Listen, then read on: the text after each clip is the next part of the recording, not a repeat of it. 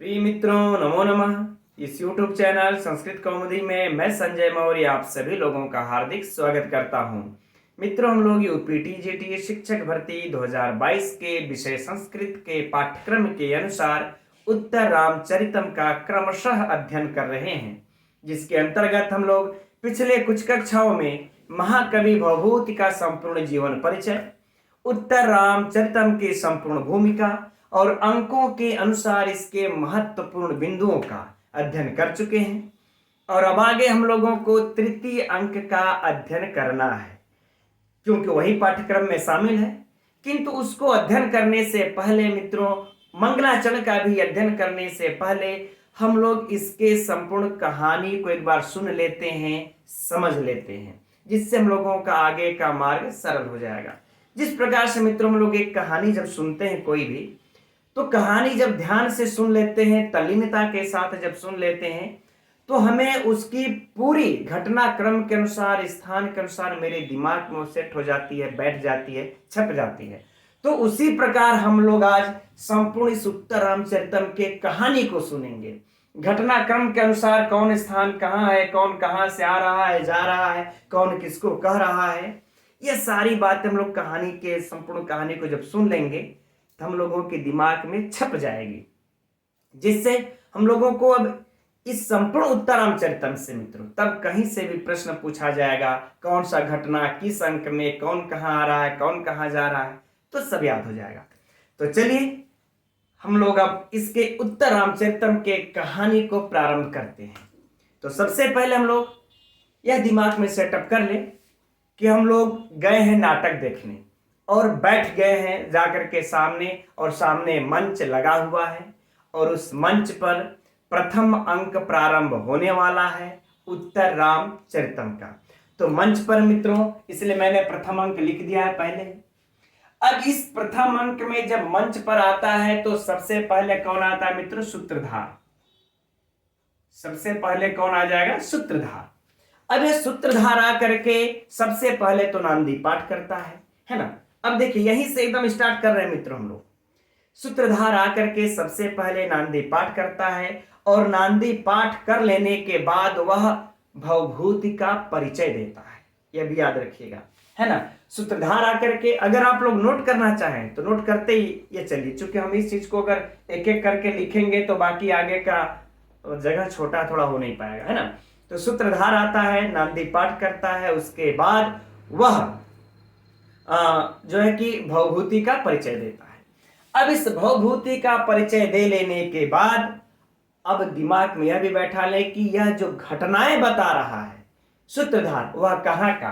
तो एकदम मित्रों यह कहाँ का बता रहा है? अयोध्या का। तो एकदम हम लोग ये सर्किल एक खींच लेते हैं, यह क्या हो गया? अयोध्या, है ना। इस अयोध्या की बातों को यह बता रहा है कौन? सूत्रधार।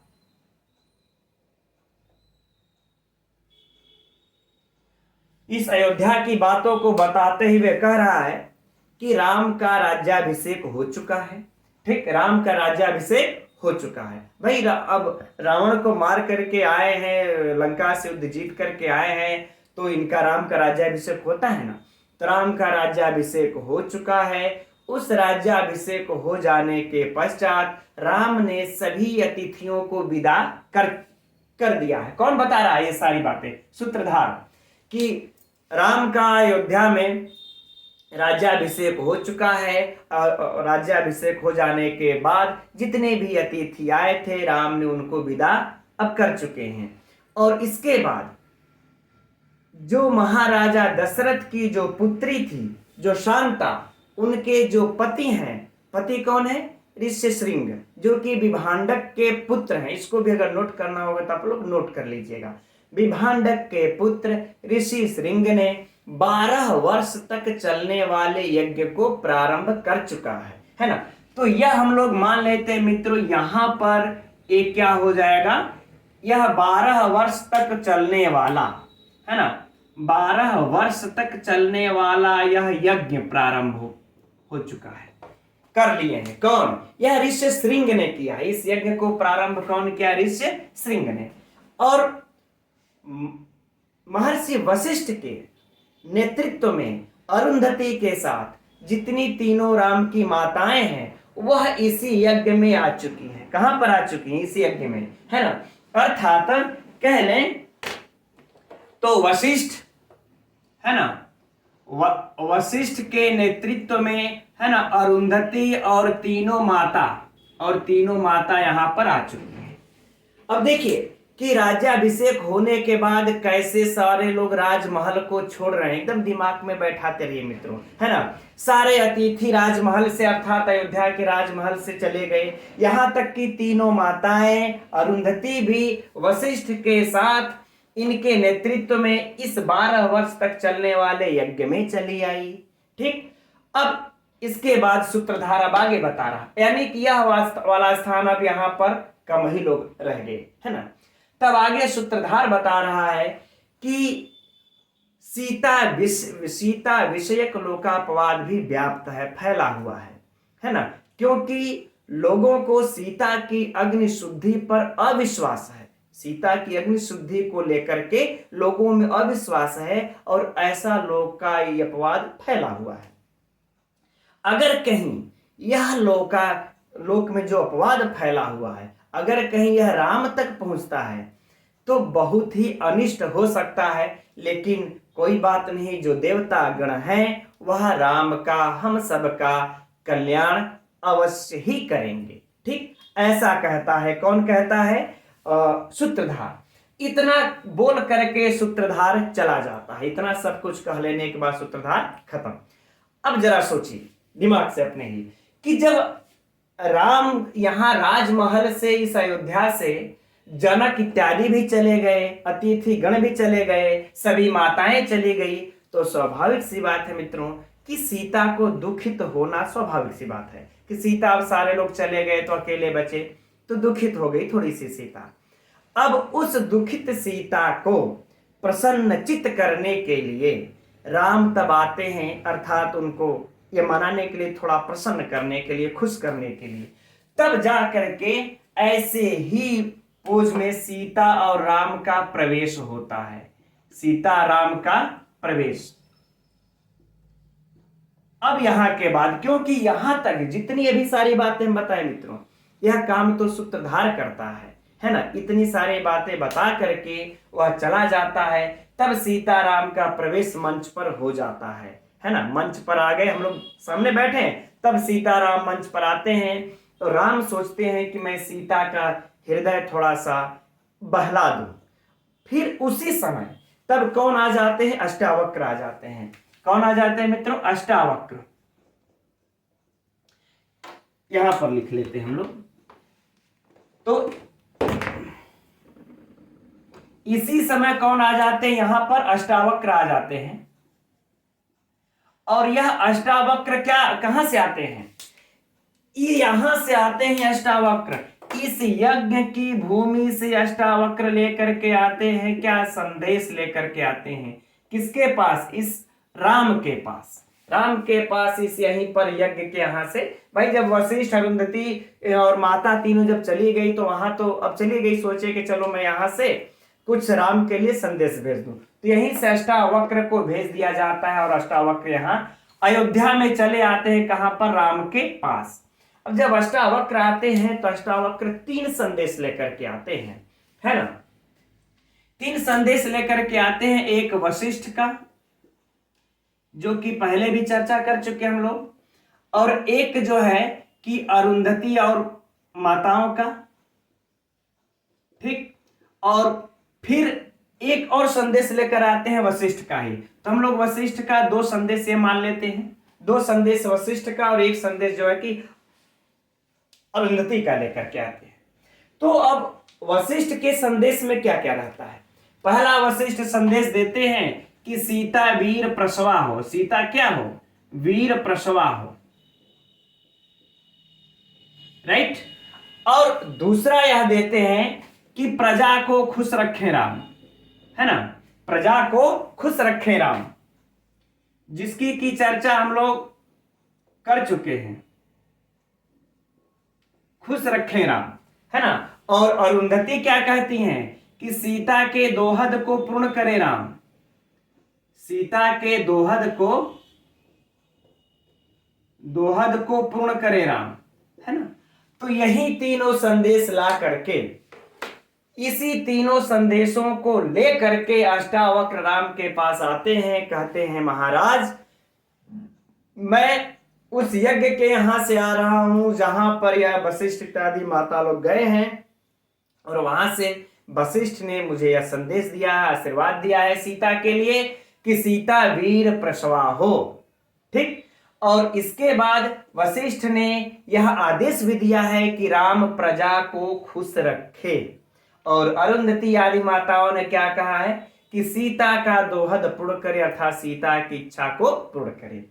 इसके प्रति उत्तर में राम क्या जवाब ये देते हैं, अब इस प्रजा को खुश रखे, तो वह राम कह देते हैं कि ठीक है, मैं महर्षि वशिष्ठ के आदेशों का पालन हम करेंगे, और इस प्रजा को खुश रखने के लिए मैं सीता का भी परित्याग कर सकता हूं। यह कह देते हैं कि सीता का परित्याग करना एक असंभव बात, लेकिन कहने का भाव उनके कि मैं प्रजा को खुश रखूंगा, क्योंकि इसके लिए मैं सीता का भी परित्याग कर सकता हूं। और यह राम की वाणी सीता के भावी परित्याग की सूचना भी दे देती है।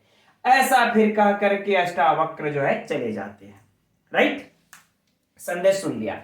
अब लेकिन सीता को तो भी प्रसन्न कहां किए राम, क्योंकि जैसे ही प्रसन्न करने का प्रयत्न कर रहे थे, खुश करने का, तब तक तो अष्टावक्र ही आ जाते हैं। तब सीता को जब प्रसन्न करने की बात आती है, तब उसी समय लक्ष्मण का प्रवेश होता है। कौन आ जाते हैं तब? अब लक्ष्मण का प्रवेश होता है, और लक्ष्मण आकर के कहते हैं, तब राम को और सीता को लेकर के चल देते हैं। कहां? चित्रवीथी में। कहां लेकर के चल देते हैं मित्रों? राम और सीता को ले आते हैं। कहां पर? चित्रवीथी। चित्रवीथी में ले आते हैं राम और सीता को, और इस चित्रवीथी में ला करके चित्रों को दिखाने लगते हैं कि चलिए सीता अगर वहीं जाकर के अगर कुछ चित्रों को देखेंगी तो उनका मन बहल जाएगा, है ना। अब इस चित्रवीथी में राम और सीता चले आते हैं और चित्र को देखने लगते हैं। और जैसा कि मित्रों हम लोगों ने जो पिछली कक्षा में लिया भी, तब पिछली कक्षा में इसकी चर्चा भी हुई थी कि इस चित्रवीथी में कहां से कहां तक लेकर के, तो इस चित्रवीथी में सीता की अग्नि शुद्धि तक वर्णन है।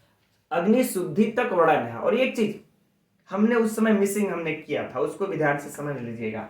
इस चित्रवीथी को लक्ष्मण के कहने पर अर्जुन ने तैयार किया है। अर्जुन ने चित्र ये बनाया है।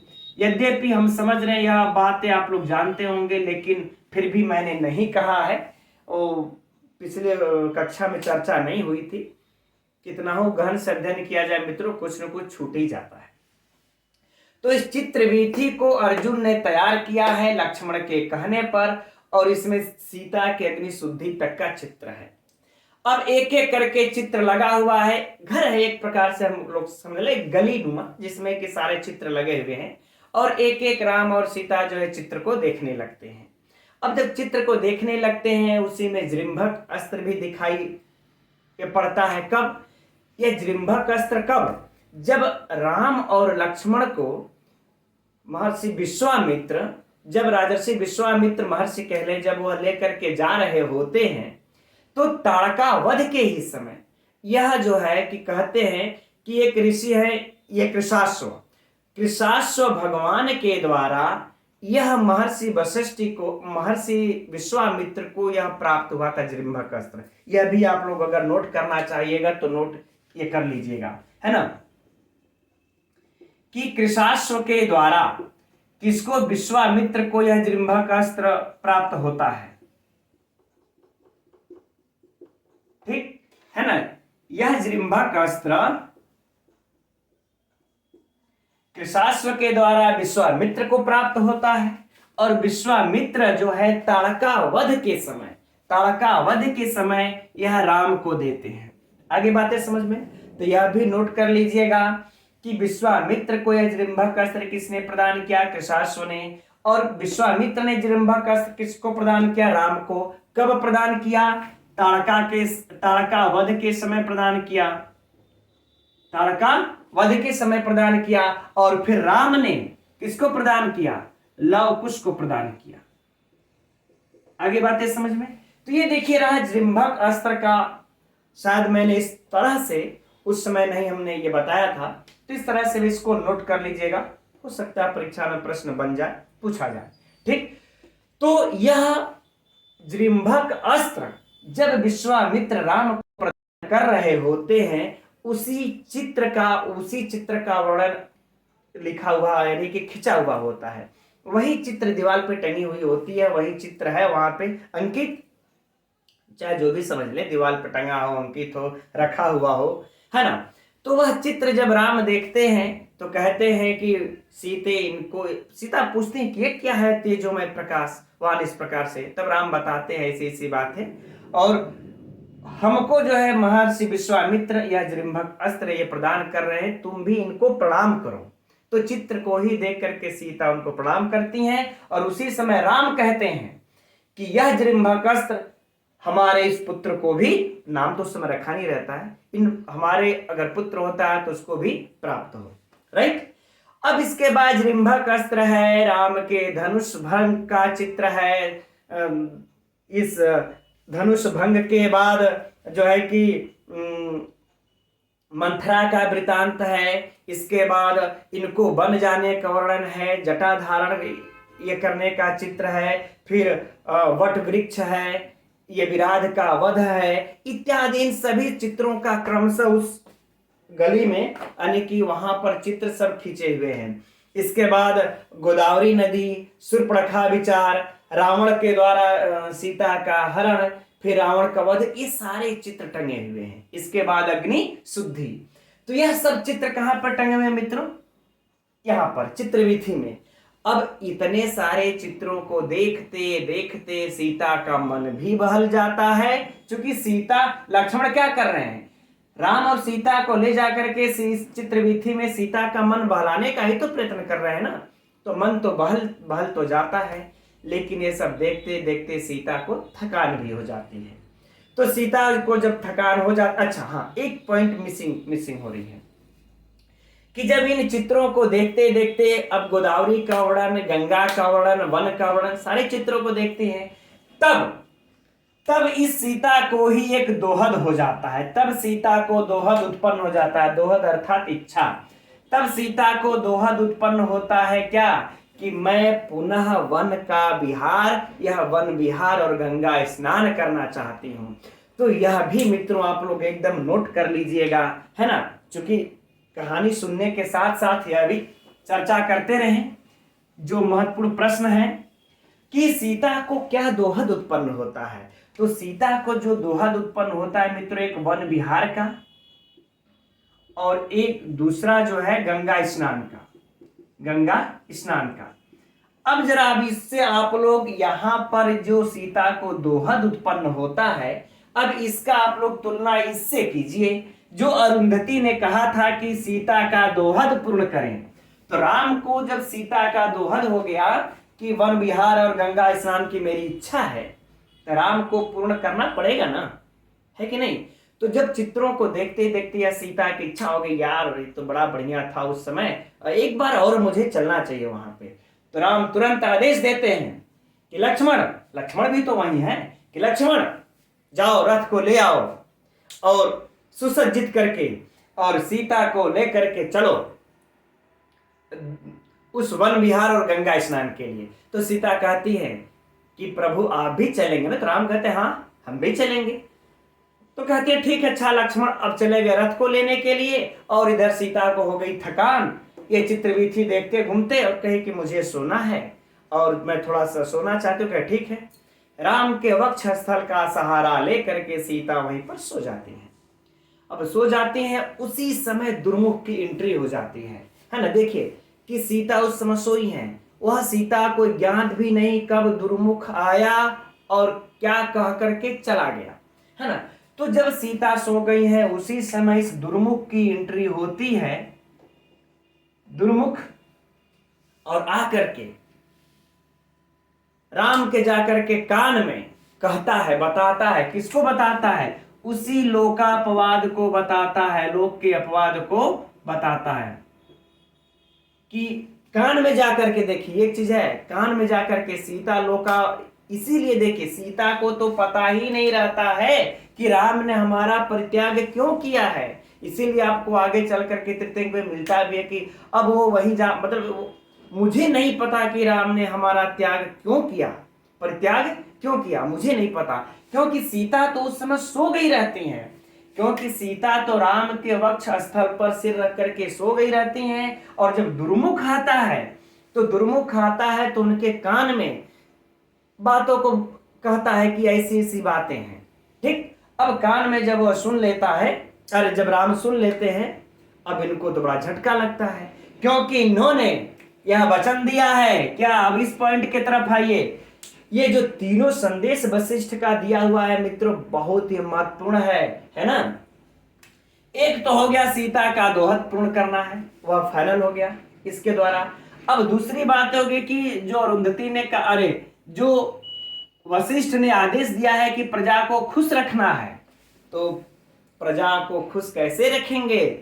इस प्रजा में तो विश्वास फैला है, वह दुखित है कि हम सीता की जो अग्नि शुद्धि है उस पर हम लोगों को विश्वास नहीं है। तो उन्होंने कहा भी है कि हम सीता का भी परित्याग कर सकते हैं। तो देखिए राम के इसी दूसरे वचन के अनुसार अब तुरंत हो जाता है, राम को हो जाता झटका सा लगता है उनको कि अब तो मुझे सीता का परित्याग करना पड़ेगा, है ना। तो अब वहां पर धीरे से राम उनके सिर को रख करके सरक लेते हैं, और उसके बाद लक्ष्मण रथ को लेकर के आते हैं। जब सीता की नींदें खुलती हैं तो कहती हैं कि मेरे प्रभु कहाँ चले गए, स्वामी कहाँ अब चले गए। खैर अब वहीं पर फिर राम और लक्ष्मण जो है सीता को रथ पर बैठाते हैं, लेकर जाते हैं, और अंक समाप्त हो जाता है। यहां तक प्रथम अंक की घटना हुई। ठीक, अब यहां पर मित्र हम लोगों का प्रथम अंक समाप्त।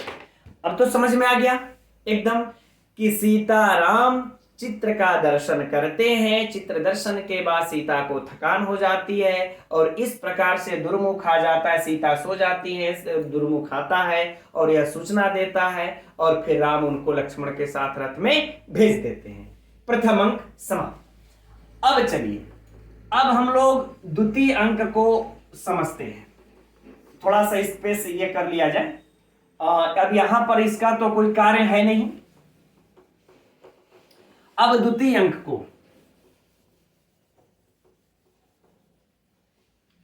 अब देखिए द्वितीय अंक का जो बारी आती है,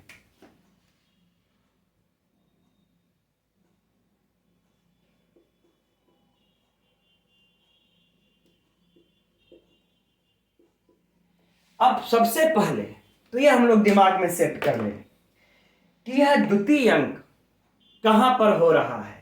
तो चर्चा भी हो चुकी है कि यह दंडकारण्य में यह द्वितीय अंक का है, यानी कि यह स्थान ले ले हम लोग। हाँ चलिए यहीं पर खींच लेते हैं कि यह दंडकारण्य है। ठीक, यह दंडकारण्य, यद्यपि इसका क्षेत्र ये बड़ा है, लेकिन समझने के लिए हम लोग सिर्फ इतने में ही खींच लेते हैं। ये दंडकारण्य का स्थान है।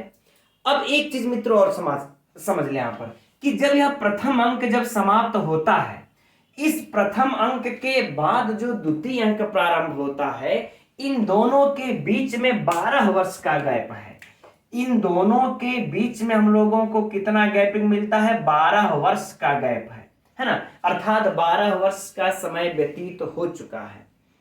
तब इस 12 वर्ष में क्या क्या घटनाएं घटी, कौन कौन सी घटनाएं घटी, इसको कौन बताएगा। तो इसके लिए नाटक में व्यवस्था किया गया है मित्रों विष्कंभक का, है ना, जिसको हम लोग विष्कंभक कहते हैं। विष्कंभक का कार्य क्या होता है कि भूत और भावी दोनों प्रकार की घटनाओं को बताना, कि क्या बीत चुका है, क्या लगभग हो सकता है, यह दोनों प्रकार की घटनाओं को विष्कंभक बता देता है। और यह नाटक में व्यवस्था इसलिए किया गया है क्योंकि नाटक को संक्षिप्तीकरण किया जा सके। तो जब द्वितीय अंक का जब प्रारंभ होता है तब इस 12 वर्ष की घटनाओं को कौन बताएगा, तो शुद्ध विष्कंभक। कौन बताएगा, शुद्ध विष्कंभक। अब आप लोगों को यहीं पर चलिए, अच्छा वैसे आप लोगों की जानते होंगे, लेकिन शुद्ध विस्कंभक विस्कंभक की ये यह दो प्रकार का होता है, भी चर्चा कर ले। एक शुद्ध होता है, एक मिश्र होता है। शुद्ध कब माना जाता है? जब यह या तो दोनों मध्यम कोटि के पात्र हो, या फिर एक मध्यम हो एक उत्तम हो, अर्थात उत्तम और फिर एक मध्यम हो, तो भी कौन किस कोटि का माना जाएगा? अगर दोनों उत्तम है तो भी शुद्ध विस्कंभक, एक उत्तम मध्यम है तो भी शुद्ध विस्कंभक, मध्यम मध्यम है तो भी शुद्ध विस्कंभक। यदि इसमें कोई भी एक नीच कोटि का अगर पात्र आ जाता है तब वो मिश्र विस्कंभक हो जाता है। तो हम लोगों का यह द्वितीय अंक शुद्ध विस्कंभक क्यों प्रारंभ होता है? क्योंकि इसमें हम लोगों को जो प्राप्त होते हैं कौन? आत्रेयी, है ना। आत्रेयी को आने की सूचना मिलती है हम लोगों को, और एक आत्रेयी है और एक वन देवता। एक कौन है? वन देवता। वन देवता कौन है मित्रों? वासंती। वन देवता कौन है? वासंती। तो ये दोनों हमारे मध्यम कोटि के पात्र हैं, है ना। तो इस प्रकार के जब पात्र उत्तम कोटि के हैं तो फिर हमारा शुद्ध विस्कंभक।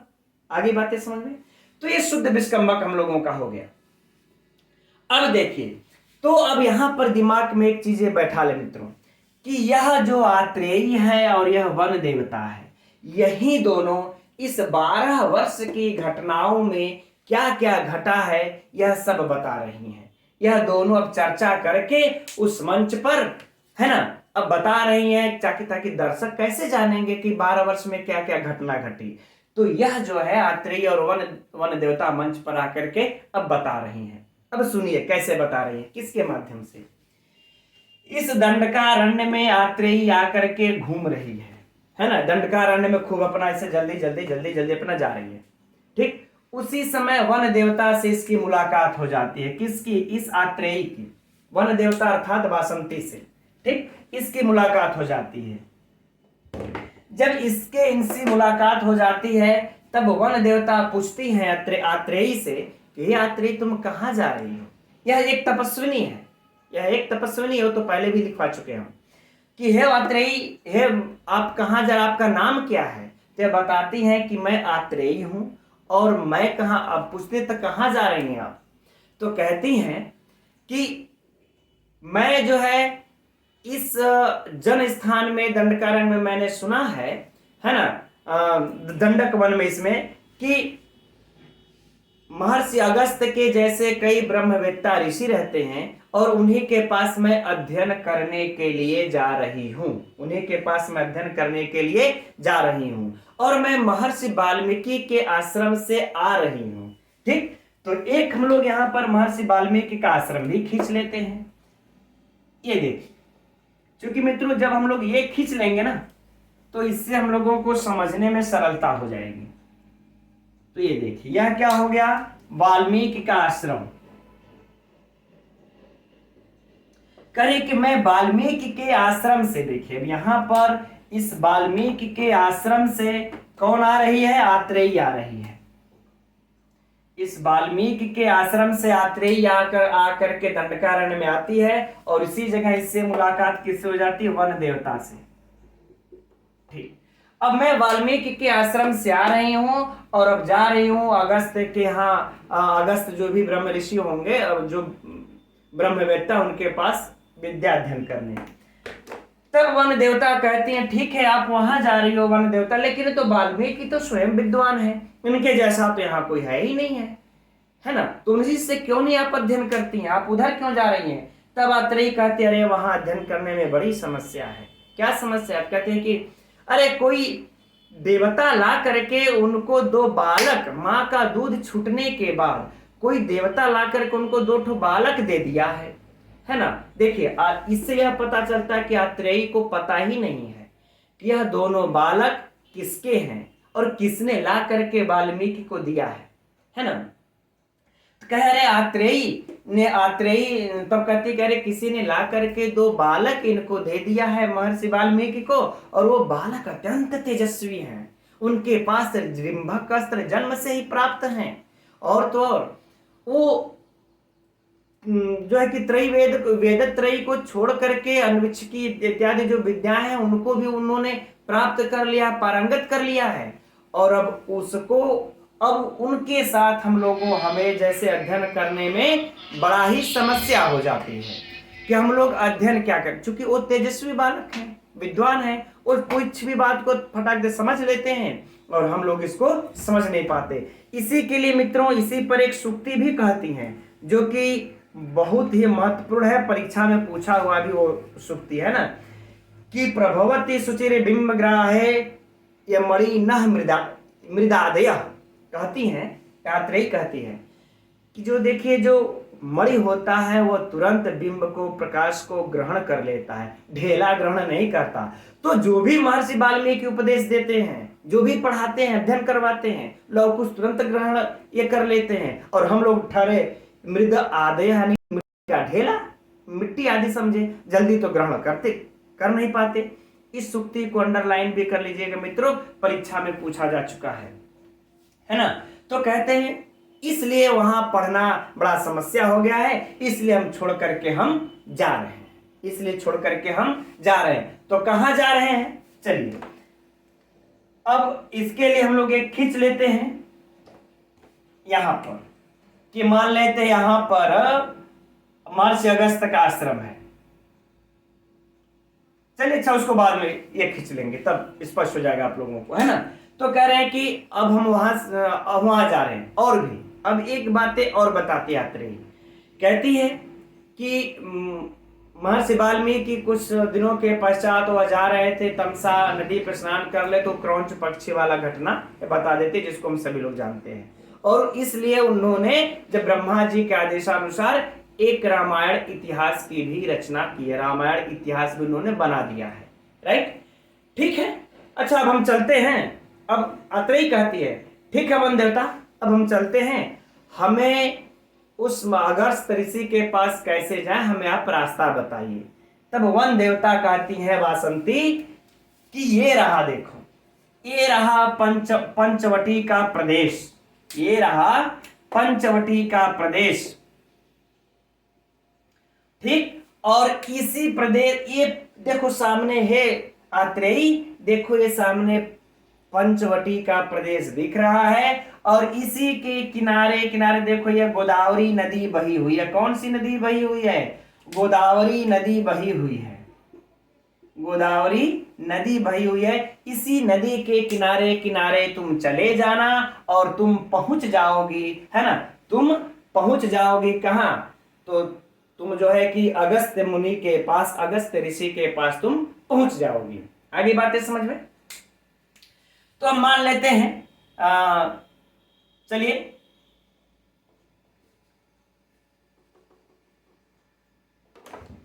मान लेते हैं यहीं पर जो है कि अगस्त्य ऋषि है ना, अगस्त्य ऋषि के पास तुम यहां से ऐसे किनारे, ये किनारे अगस्त्य ऋषि के पास तुम चली जाओगी, राइट।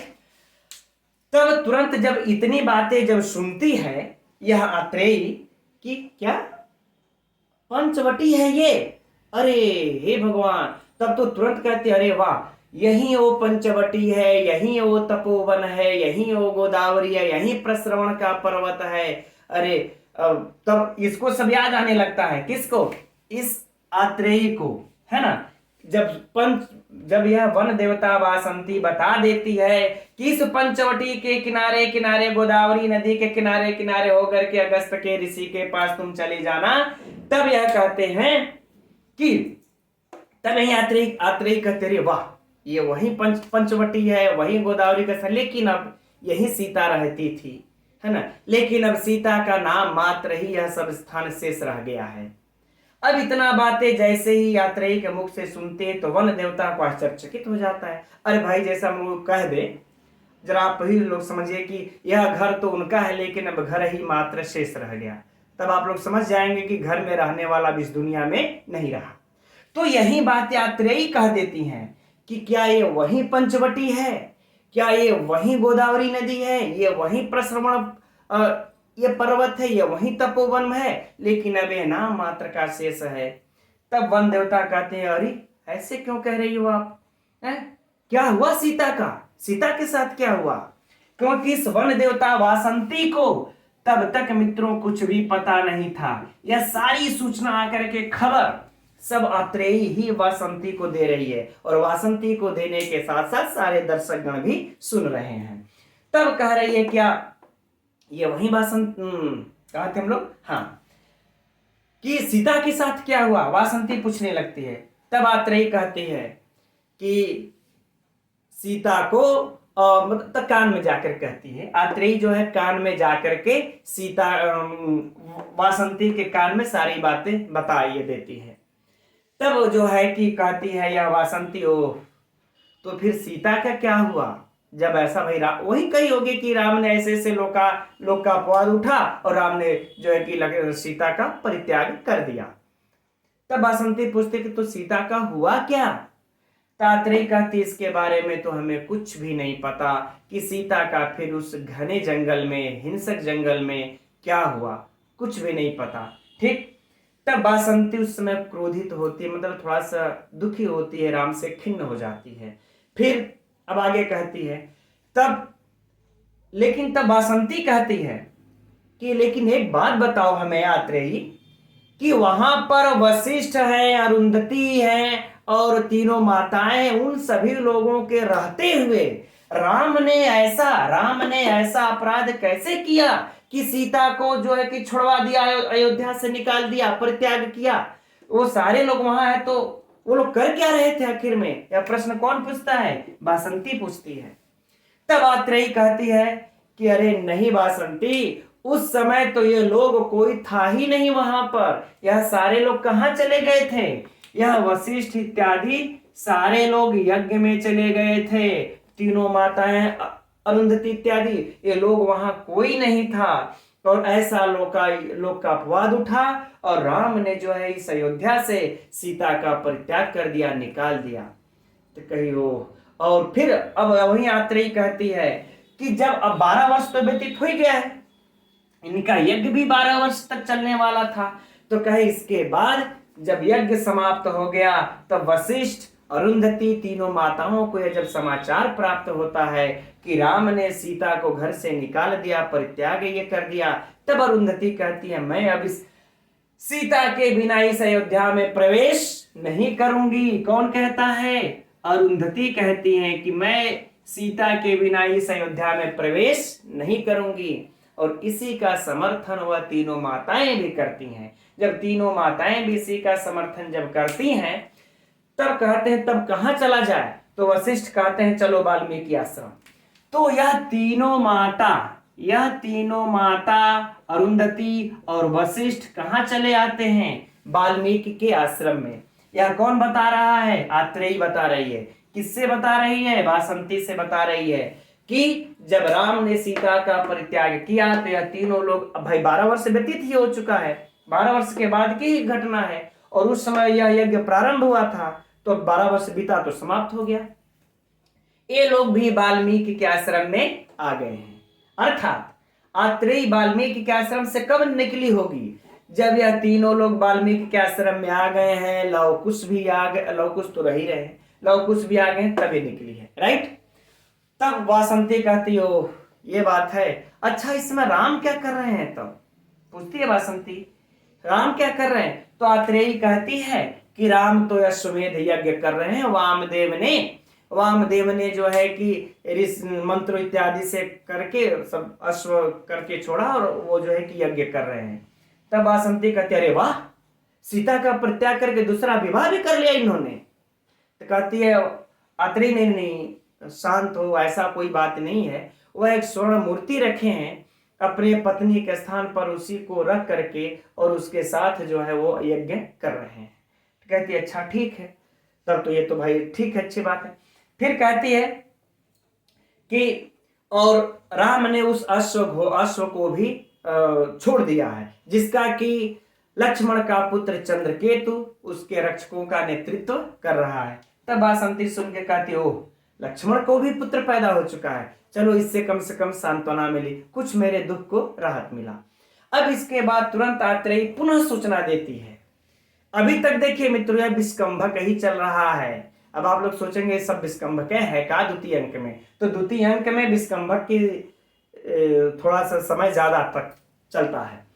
तो अब आत्रेयी फिर सूचना ये देती है कि उसी समय फिर अयोध्या में एक ब्राह्मण आया अपने मृत बालक को लेकर के, और वो विलाप करते हुए कहने लगा कि राजा में अवश्य ही कोई दोष है जिसके कारण मेरे बालक की मृत्यु हो गई, राजा अपने दोष का निवारण करे।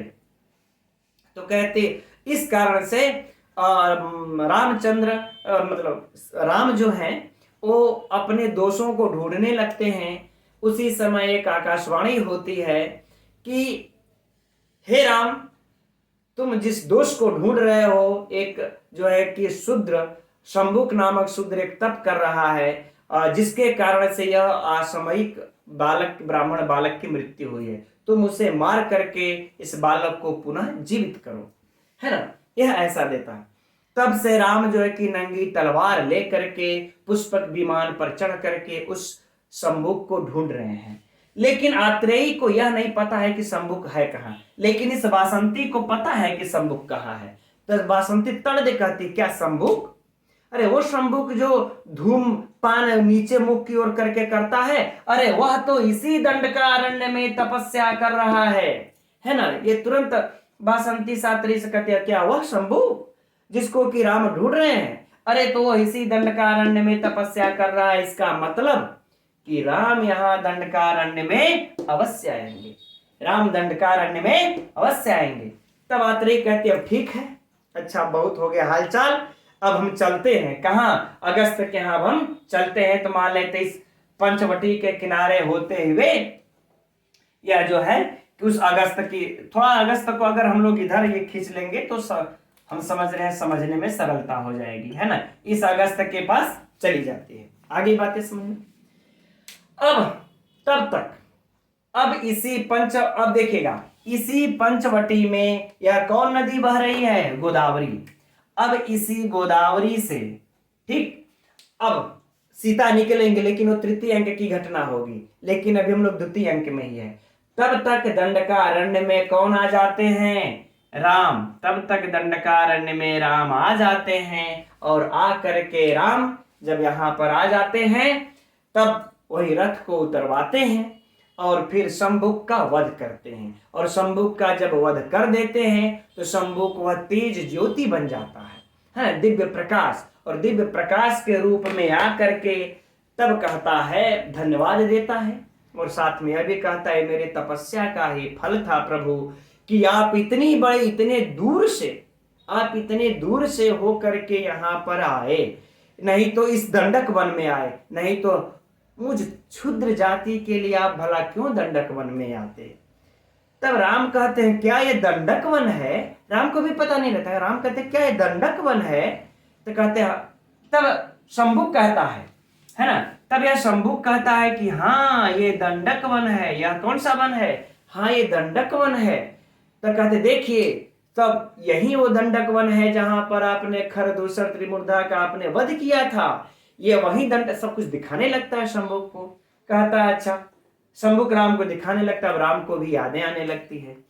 तब जब राम को यादें यहां आने लगती है तब कहता अच्छा ठीक है आप घूमिए, इस दंडक वन को देखिए, दंडकारण्य को देखिए, अब हम चलते हैं। लेकिन अच्छा फिर कहते हैं तुम जाओ उस तेजोमय लोक को जाओ। तो यह शंभुक वहां जाने से पहले कहता है कि अब हम भी कहां जाएंगे, इस अगस्त के पास जाएंगे। किसके पास, ऋषि अगस्त के पास जाएं, उनका भी दर्शन करके ही तभी हम वहां पर जाएंगे, ठीक, अपने तेजोमय लोक को जाएंगे। तो कहते अच्छा ठीक है। तो शंभुक चला आता है इस अगस्त के पास दर्शन करने, और दर्शन करके जब दर्शन कर लेता है तब शंभुक सारी सूचना दे देता है इस ऋषि अगस्त को कि राम इस समय दंडकारण्य में आए हुए हैं और हमारा उन्होंने वध किया। अब वध इत्यादि कर लिए हैं और दंडकारण्य इत्यादि पंचवटी को देख करके यह कहाँ चले जाएंगे, पंचवटी का ये सब जन स्थान जहां पर उन्होंने निवास किया है, यह सब घूम करके पुनः कहां चले जाएंगे राम, तब अयोध्या की ओर चले जाएंगे। तब अगस्त कहते हैं इस शंभुक से कि हे शंभुक, अभी तेजोमय लोक को जाना यार बाद में, है ना, तुम अब पहले जाओ राम के पास पुनः, और राम को यह सूचना दे दो, राम को यह सूचना दे दो कि हे राम, आपको इस महर्षि अगस्त ने याद किया है, इस महर्षि अगस्त से मिल ले, तभी वह जाकर के फिर अपने अयोध्या की ओर प्रस्थान ये करे, या पंचवटी इत्यादि को भ्रमण करते हुए अयोध्या जाएं। तब राम कहते हैं ठीक है, और इतना कह करके शंभु कब अपने तेजोमय लोक को चला जाता है। अब राम जो है तब तुरंत अब कहते हैं हे पंचवटी देवी, अब मुझे माफ करना, मैं आपके दर्शन के बिना ही जा रहा हूं अगस्त ऋषि के पास, उधर से आऊंगा तब। तो राम तुरंत जाते हैं अगस्त के पास, और अगस्त के पास राम अब चले गए। अब अगस्त के पास जब राम आ जाते हैं तो यहां से भाई उनका दर्शन कर लेते हैं, आशीर्वाद ले लेते हैं। अब इसी अगस्त की पत्नी कौन है? लोपामुद्रा। इसी अगस्त की पत्नी कौन है? लोपामुद्रा। अब यह लोपामुद्रा तो अब जान गई ये लोग कि राम अब यहां से लौट करके कहां जाने वाले हैं? दंडकारण्य अर्थात इस पंचवटी को वह देखने जाएंगे। जब पंचवटी को वह देखने जाएंगे तब अब आगे की घटना प्रारंभ होगी। अब वह तो तृतीय अंक में है ना। तो अब इसके बाद जो राम है वह अगस्त का दर्शन करके पुनः कहां चले आते हैं? दंड इधर, ठीक। अब वहीं पर मित्रों क्या हो जाता है? अंक यह समाप्त। आने वाले हैं, अभी आए नहीं है, अभी तो वो आएंगे तृतीय अंक में, लेकिन अभी यहीं पर है। तभी लोपामुद्रा को और अगस्त को तो संशय है ना कि राम यहां से घूमने के बाद पंचवटी को जाएंगे ही जाएंगे, ठीक। और यहीं पर फिर अंक यह समाप्त हो जाता है, राइट। अब हम लोगों का आगे मित्रों है तृतीय अंक। तो अब तृतीय अंक को मित्रों पढ़ने में थोड़ा सा उसको भी समझाने में वक्तव्यों के साथ समय लगेगा। और हम समझते हैं इतना आज कहानी सुन लिए होंगे आप, ये आप लोगों के दिमाग में छप सी गई होगी। और आप लोगों को आज की यह कहानी कक्षा कैसी लगी यह बताइएगा। अब हम लोग जस्ट अब इसके आगे कल कंटिन्यू किया जाएगा कि अब तृतीय अंक में फिर कैसे कैसे होता है, फिर उसको मैं एकदम स्पष्ट करके रखूंगा कि कौन किसका संदेश लेकर के कहाँ गया, किससे वह ये मिला, क्या क्या घटनाएं घटी। और फिर कल के ही कक्षा में फिर चौथे पांचवें और छठवें सत्रहवें को भी पढ़ करके अध्ययन करके कहानी को स्पीड में करके उसको समाप्त ये किया जाएगा। ठीक है मित्रों, तो आज के लिए इतना ही रहने देते हैं। हम लोग कल मिलेंगे 8 बजे। चूंकि अब अच्छा पीछे 2 दिन आप लोगों की इसके पहले कक्षा नहीं चल पाई थी, तो थोड़ा मैं बाहर में हो गया, बाहर हम चले गए थे। लेकिन चलिए कोई बात नहीं, अब आ गए हैं। अब आप लोगों की कक्षा प्रतिदिन इसी तरह से चलती रहेंगी।